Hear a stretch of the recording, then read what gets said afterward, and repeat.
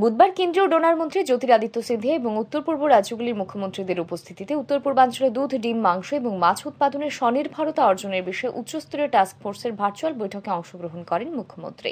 এদিন ৮০ কোটি টাকা ব্যয়ে প্রতিটি জেলায় ২০০টি গবাদি পশু রাখার ক্ষমতা সম্পন্ন ডেয়ারি ফার্ম এবং ৭ কোটি টাকা ব্যয়ে Gomati cooperative milk producers union লিমিটেডকে এনডিডিবি এর সহায়তায় শক্তিশালী করার দাবি রাখেন মুখ্যমন্ত্রী।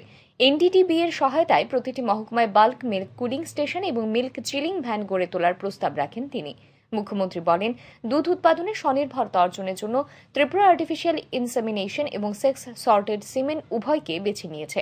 এই পদ্ধতিতে মহিলা বাছুরের উৎপাদন বৃদ্ধির উপর গুরুত্ব দেওয়া হয়েছে। ডিমের খাত সম্পর্কে আলোচনা করতে গিয়ে মুখ্যমন্ত্রী বলেন, ত্রিপুরায় ডিমের প্রাপ্যতা প্রতি বছর প্রতি ব্যক্তি পিছু ৮৭টি ডিম, যা উত্তর পূর্ব রাজ্যগুলির মধ্যে সর্বোচ্চ।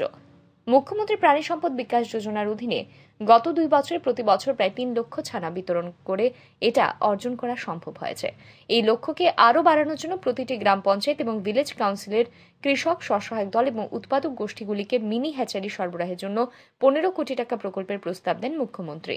মাংস খাতে ত্রিপুরায় একটি মাংস উৎপাদন, প্রক্রিয়াজাতকরণ এবং প্যাকেজিং সেন্টার স্থাপনের করার জন্য ১৭ কোটি টাকার প্রকল্পের প্রস্তাব দেন তিনি। এছাড়াও ত্রিপুরায় প্রাণী সম্পদ, হাঁস, মুরগি এবং ফিশারিগুলির জন্য একটি স্বয়ংক্রিয় ফিড মিক্সিং প্ল্যান্ট স্থাপন করার প্রস্তাব রাখেন তিনি। এর পাশাপাশি পশুদের জন্য ত্রিপুরায় একটি অত্যাধুনিক রোগ নির্ণয় ল্যাবরেটরি স্থাপনের প্রস্তাবও দেন তিনি।